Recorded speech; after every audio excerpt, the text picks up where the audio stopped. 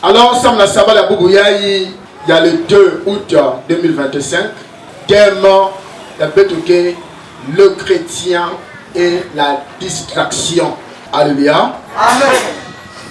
Et passage, il a deux Sokoutianga, ça la Boubouyaï, qui est dans Katakanda, il a Luc, chapitre 21, verset 34 à 37. Lisons ce qui est écrit au nom du Seigneur. Prenez garde à vous-même, de crainte que vos cœurs ne s'apeisantissent par les excès du manger et du boire, et par les soucis de la vie, et que ce jour ne vienne sur vous à l'improviste. Car il viendra comme un filet sur tout ce qui habite sur la face de toute la terre.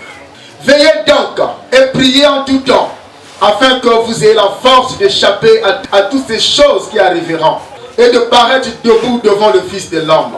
Pendant le jour, Jésus enseignait dans le temple, et il allait passer la nuit à la montagne, appelée montagne des Oliviers. Amen. Amen. Beno sala keba. Beno lutisa 20 ans nyonso ya beno na kusalaka minkembo. Kukola malafu. Pe na kuvanda na manyongo samu na luzingu ya beno. Kanave kilumbu ya lufundusu ya kumina beno na mpamukunu mutindu mpwasa. Ya uke kumina bantu nyonso inakele na ntoto. Beno lala pongive. Beno sambila ntangu nyonso. Samuti beno kuzongolo ya kuvividila mambu nyonso inake salama. Pe ya kuvanda ya kutelama na ntwala ya mwana ya muntu. Bilumu nyonso na ntangu Yesu vandaka longisa na inzo ya nene ya nzambi. Kasi na mpipa yani vandaka basika samna kwenda kurudisha mpipa na mongo ya baindi ina ya olive. Amen. Amen. Alors, à coup de solo, notre thème, le chrétien et la distraction. Il faut d'abord de définir ce que c'est le mot chrétien. Donc, nous Christ, nous sommes des chrétiens. Pourquoi? Parce que nous avons cru au Seigneur Jésus-Christ. Et ensuite, nous avons changé de vie par la nouvelle naissance. Et quand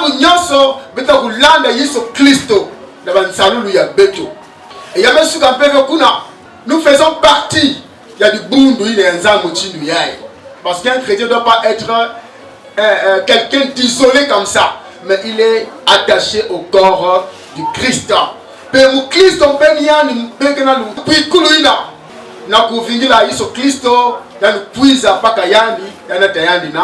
Paradis. Alléluia. Amen. Kuna le solo puisque y a que promesse nzam salaka. Que na mungu nga kuikila yani ke bika ntoto yai, yani ke kwenda mazulu kwa kemba twana Yesu Kristo bayimvu na bayimvu. Yesu Kristo mekwiza sana kupesa lusalusu na kupesa lupeli na kupesa mbele sakomunu na baina kendi mayati. Lusakomuna mutinu ina nzambe kubanzira beto na kubikila beto yakina kusepelesa ve mutantu jambo mvukulu ina nzambe kubikila beto yakina kusepelesa ve mutantu parce que mutantu d'office kisika yani na mbungulu yani ke tala mpasi na ntima na kutala ti beto ba chrétien beto kena ina nzambe kubikila beto ya mbote beto kena bonheur nzambe kubikila beto. Alors Satan va chercher à nous empêcher de vivre bonheur. Il y a un piège à pour que Babantu Kuboua, Babantu va dire avec une toile de Zambi, tu vas manger Zambi, tu vas vendre avec la carte qui mine à Sikama. Il va mettre donc ce qu'on appelle ici par la distraction. Donc la distraction, il y a que moyen. Il y a aussi un temps même qu'il a utilisé sans nous, la batu, manima ou bien la buisa qui minou dans la bana ya Nzambi. Alléluia. Amen. Alors qu'est-ce que la distraction? Distraction, nous c'est détourner, c'est-à-dire que détourner son attention. Donc quand il est à l'alien, et là on va beaucoup la mettre à poids. Et donc là qui s'y a gaga, kuna le zolo peut-être dans toi la ngé. parce que tu as détourné ton attention à la direction Yakaka. Donc, Moutou il n'a qu'à distrait. Ni Moutou n'a qu'à toujours concentré dans le zile yandi. Donc, nous avons tout droit. Et comme nous avons tout droit, nous n'avons ni à gauche, ni à droite. Dis à ton voisin, bien aimé, pas de distraction. Bien aimé, pas de distraction. Restons concentrés. Restons concentrés. Alléluia. Amen. Kouda du solo. Pas de distraction. Vanda concentré. Parce que la distraction, c'est l'œuvre du diable. Nous prenons d'abord un passage d'écriture. Il n'a qu'à dire ça. Modèle. Il y a monde tout il a. Donc il faut pour imiter. Il n'a qu'à être distrait. Dans Matthieu 4, verset 1 à 11. On nous dit ceci. Yesu bevenetana tota ukauka na désert. Et diable masuko mekayandi. Na manima ya 40 jours, 40 nuits, ya mezo wa satu. Mutatu mekuiza mezonza. Kana ngeke mwana nzambi. Zonza makadi yai, sama kituka mamba. Yesu mekatuka na jeune. Concentré parce que meze bati kisala mundu mebanga. Mekuiza kuvugisa inza. Mekuiza na kupesa nzutu wa mundu na kulusi. Menga mundu tanga. Sama lemvwe inza nyoso. Mais la mission ya mutini est nene. Il a bien montré na mutu kena ya awa. Ngena mission sama dikana nge. Ngena mission sama izwange. Ngena mission sama mwena nge. Awa na ntoto. Nous avons un bokina nge pour gagner 100 000. Ngena concentré. Et Jésus aussi me dit, mon grande mission. Fais-le dans le désert. Nous dit ça. 40 jours. Coup de diable que nous avons. 40 nuits aussi. Coup de diable que nous avons. Et dans le Baskaka, bien rempli. La Bible nous dit, le diable se présente sans nous tenter. Autrement dit, sans nous distraire rien. Alléluia. Amen. Nous tentons oui, mais aussi et surtout, sans nous distraire Yandi. La maison Zaïki. Quand il y a que moi dans Zambi, sur le timatati yai, il y a qui tout cas, mamba, sans nous dire. Il y a besoin de Sikayani. Il est écrit, l'homme ne vivra pas de pain seulement, mais de toute parole qui sort de la bouche de Dieu. Pourquoi quelqu'un soit distrait pour la Bible que c'est vraiment que ça tout. Mais il a été défait, c'est pas d'abord c'est pas d'abord ça la priorité. Mais ma priorité, c'est de faire la volonté de Dieu. Non. Pas de distraction. Pourquoi tu me présentes d'abord ce qui est charnel, ce qui est du monde? Non. Je suis venu ici pour une mission bien définie. Pas de ça, dit, mais voilà la distraction. Le diable lui montre le plaisir du monde, la richesse. Il vend un toto. Comme elle a l'accent de la Sikangé. Certainement. C'est la moutine du yaï. Mais si vous comprenez, la stratégie de la moutine, na piège à Yann Boglawati, distraction. Jean-Baptiste peut me couiser. Comme il y a une cuisine, il faut préparer pour il y a Christ. La Bible nous dit dans Luc 7, verset 4, que Jean avait un vêtement de poil de chameau et une ceinture de cuir autour des reins. Il se nourrissait de sauterelles et de miel sauvage.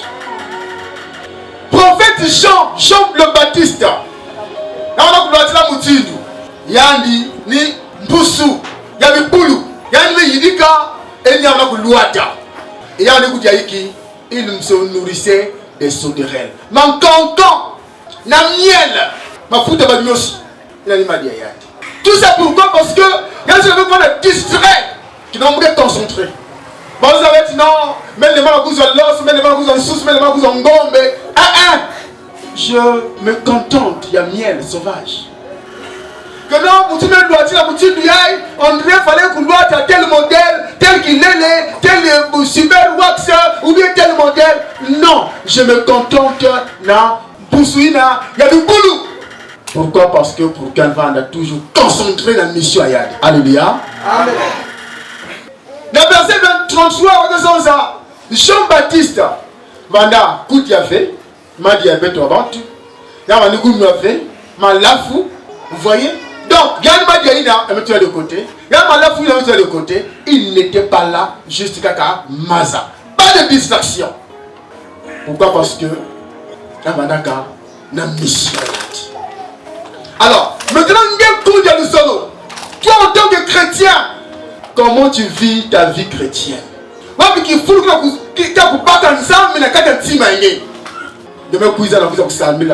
Oui.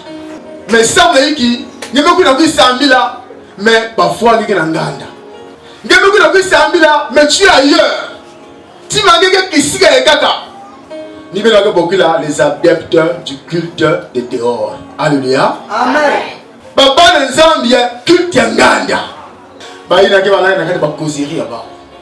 Ba ina ke bana ke ma solo ya ba. Tila ba moi kuka ba ke nganda kuna. Ba ke zonza mouvement isa ba kotoyo. Et nyonso ina yake mutantu mutu na kudakisa ba bantu ça va la distraire au lieu que ba vanda na katia wa concentrer na kuwa diambo nzambi. Parce que ça tombe ça bati. Ba yasi ba na concentrer. Ba wa mambo nzambi. Membre de l'œuvre de la croix et personne ne va m'adorer. Voilà pourquoi Yannick puisse vous proposer Wanzile Kaka, Devana Nganda, Devana Katia Masolo. Devana Kintuala Batuina, que c'est Kabampangi, Batuina, que Figa Bampangi, que Tonga Bampangi, culte du dehors. On doit serrer, on doit nzende, nous avons dans Moutindu. Finalité, ne me basse qu'un gars, vous avez mon peuple n'angade. Alors que tu es ici, tu es venu ici, tu es dans la présence de Dieu, mais tu préfères. Ça dit que tu te sentiras plus à l'aise de voir un gars dans la présence de qui? C'est la distraction.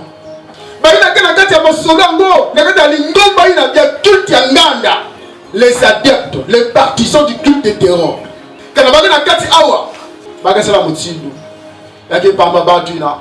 Pendant que ça prêche, pendant que le culte se déroule, il y a un moteur qui se dit dans le banc. Ma sonne dans le banc. Il y a un moment qui a téléphone, moi aussi. Ça me dit, il y a sonné. Et quand ça va sonner, c'est pour distraire. Heureusement que chaque monde qui dit dans tout le téléphone, il y a un silence, vous pouvez faire. Et il y a un monde qui vous savez quel est. Pas de distraction. Alléluia. Amen. Il y avait Mouti nous témoignait que serviteur de Moussa Nzambi, donc pendant qu'il est en plein service de consultation, quand tu as un signe, ça le manque, il a tiré trop. Pourquoi? Parce que pourquoi? Parce que ils ont des tamas. Nous devons vite rentrer. L'heure me comme tama. Quand il y a un soir, il y a Mouti. Mais quand vous distraire en plein service, la sœur ne fait pas ça. Et à la maison, le frère dit à ta femme, ne me distrais plus jamais. Alléluia. Amen. Le Seigneur Jésus est notre modèle. Il y a un enseignement. Il y a un enseigné que pas apôtre. Voilà comment cette distraction en la personne de Pierre. Pierre Maison en Foumou. C'est-à-dire que la Bible nous dit que Pierre, même pas qu'à Jésus à côté. Hein? Au verset 32, on nous dit Pierre, l'ayant pris à part, se mit à le reprendre. Ça veut dire que tu as mis Jésus à côté, il a passé par la cour, il a demandé pour reprocher que non, Mouti n'avait. Il a commis la Mouti, c'est cela qui a fait Mouti. Mais Jésus se retournant et regardant ses disciples, réprimanda Pierre et dit: allez de moi, Satan, parce que tu me distrais. Mon gars en plein service, mon gars conseillé que et pour nous maintenant, il y a madame tu me distrais. Amen. Tu te sens ça, c'est l'œuvre du diable. Et il y a aussi des pierres lors des cultes. Il y a aussi des pierres, pierre va perdre le pékelé. Il y a des distraire ancien. Maintenant, le programme n'a pas besoin de nous coûter à nous. Il y a des retraite spirituelle. Mais nous prenons un kembo.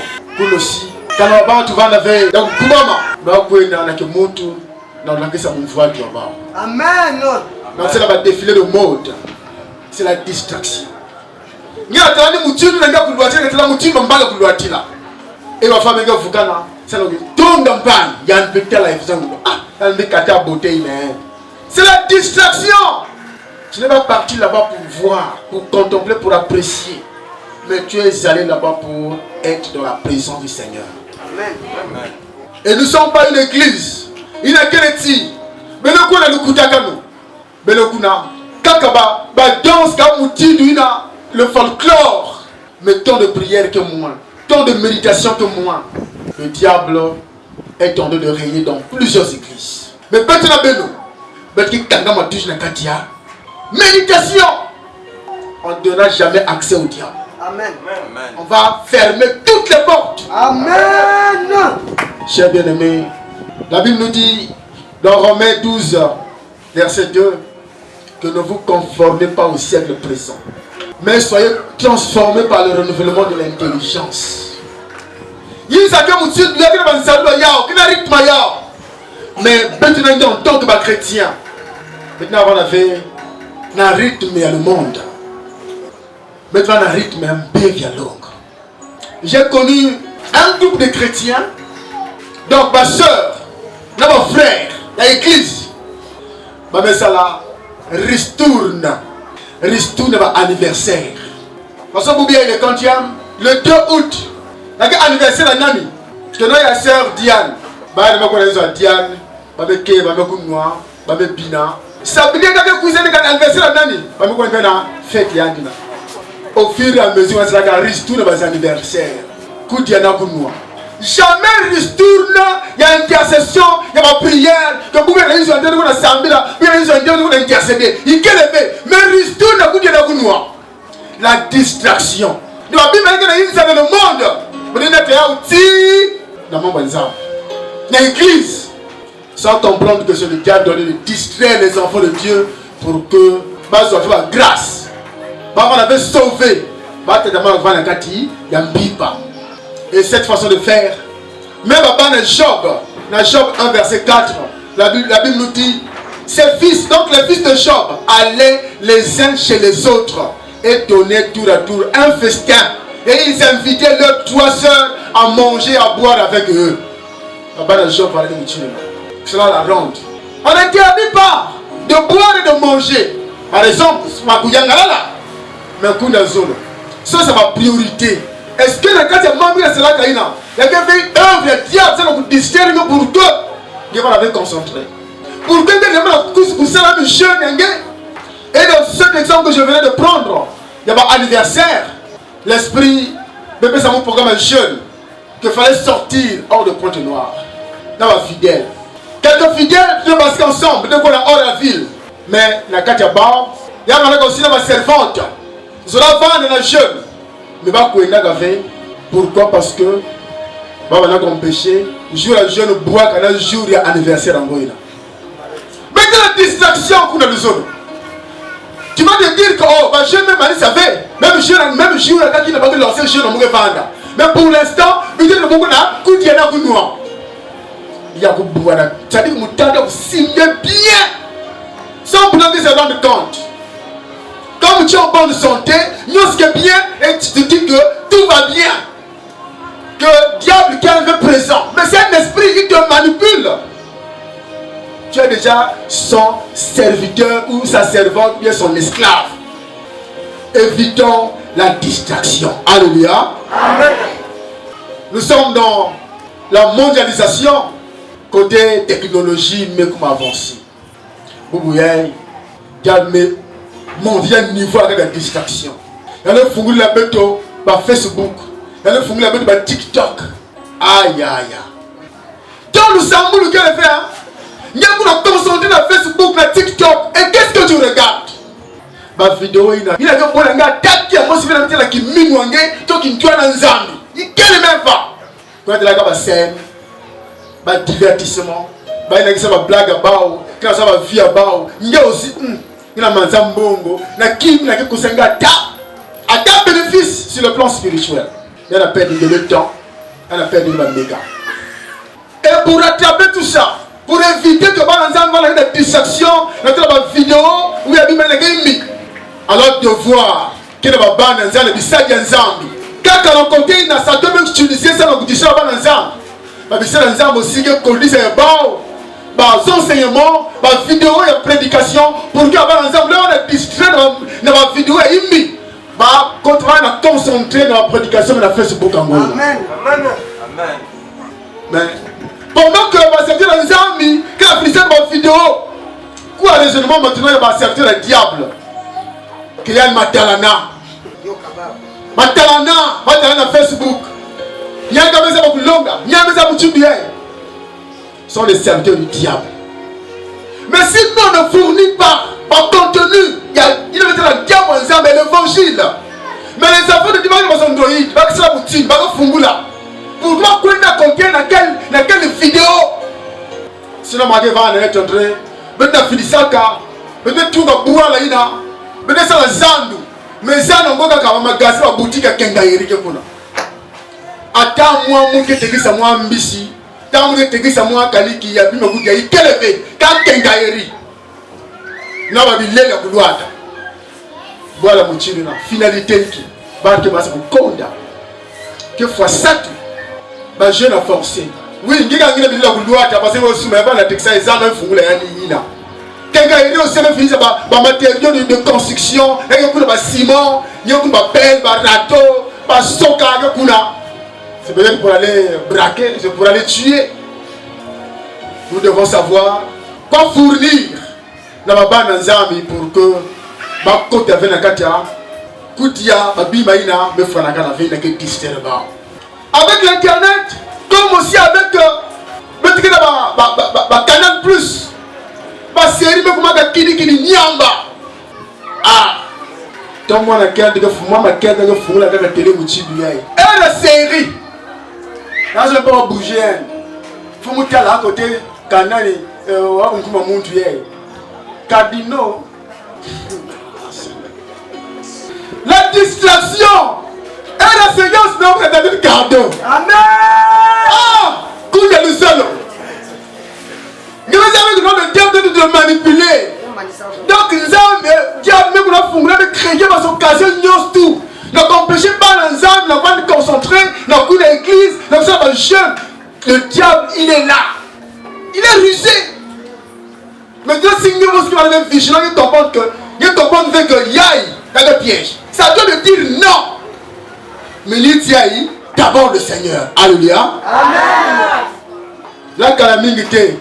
Bientôt, championnat d'Afrique des Nations. Ha! Mangeta va sur la Bakala. Si la Bakala va cardo, mais quand ça va, Bakala va match. Ah! Ministre, là la consultation, va fidèle qu'elle est. Elle doit être beaucoup de temps. C'est pour la thématique. Ah!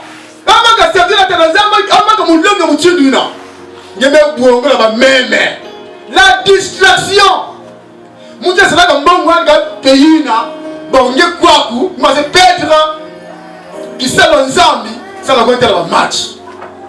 diable te distrait.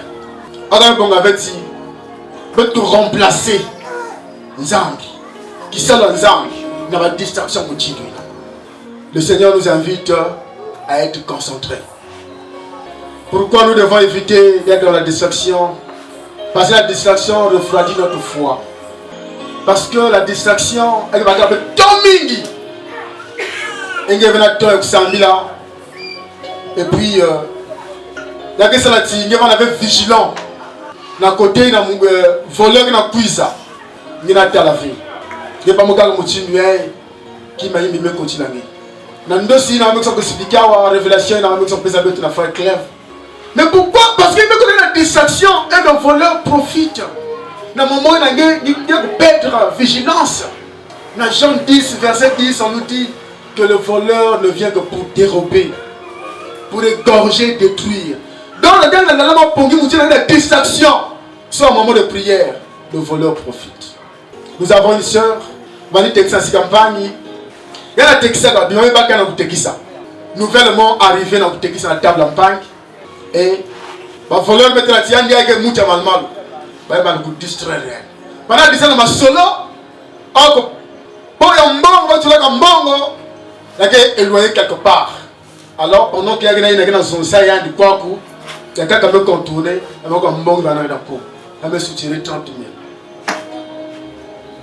Il y a un quoi? Et par la suite, heureusement, Dieu merci. Moudia table. Quand on a le samboulou, la maison a dit non. C'est vraiment pas gagner un bongo. Ça me manque à vigilance. Il y a moussa qui tourne la table. Mais comme il y a moi dans mounou, non, quand on a kangama, il y a la table, il y a aussi. Mais moi, c'est là que mon bongo est foutu qu'il a mis. 2 jours, 3 jours après, comme ça. Ma voleur, on a pris sa maison. Maman est telle. Vraiment, pardon, mon senti veut bien, tout le monde là, moi, j'aimerais même que, après, Tom aussi fort pour que la sœur ait un témoignage. Donc, voleur, il a, Nzambi, même quand tu as un sikayan, donc dans sa face, la sœur, nous autres, nous avons un bon comme ah, mais aussi le bakila kayao. Tu n'as pas un monde que tu n'as table, il y a un qui est distrait, tu as dit distrait, il y a un prêt, il y a un balcon, comme un bakambo. Mais tu as témoin, j'ai dit, donc, voleur, mais ça nous dit tellement quoi. Il y a un table dans plusieurs choses. Pourquoi on a réussi à vous voler? Parce que, va utiliser que stratégie à distraction. Voilà pourquoi, qu'on a le zono, na komanisa. Vous dites, mais on a dit, ben tu mets ni la veille, la montre, tu n'as pas la télé. Ça avec Aniki, mais d'autres ça va priorité. Paul dit dans 1 Corinthiens 10, 23 que tout est permis, mais tout n'édifie pas. Nous sommes pas mais si il n'est que nécessaire sans nous mouiller, sans nous beaucoup longer. Il y a un groupe de personnes, il y a une association, il y a des biens de la mutuelle de campagne. Mais Bambouk a peu moyen, il a édifié. Pas trop de moments de détente, de distraction. Restons concentrés. Le monde, oui, mais la Bible nous dit que n'aimez point le monde, ni les choses qui sont dans le monde. Regarde, il y a 1 Jean chapitre 2, verset 15 à 16. N'aimez point le monde, ni les choses qui sont dans le monde. Si quelqu'un aime le monde, l'amour du Père n'est point dans lui. Quand on est sur la Yinza, nous sommes la carte qui est la carte pour nous dire en tant que ban ensemble, restant concentrés, notre bic à la Yinza, ma membre de la Yinza, c'est la bande de Yinza. Il y a un zambi, ça me bête de la beno, ça me parle toujours, qui doit être un zambi sauvé. Alléluia. Amen. Que Dieu bénisse sa parole. Amen.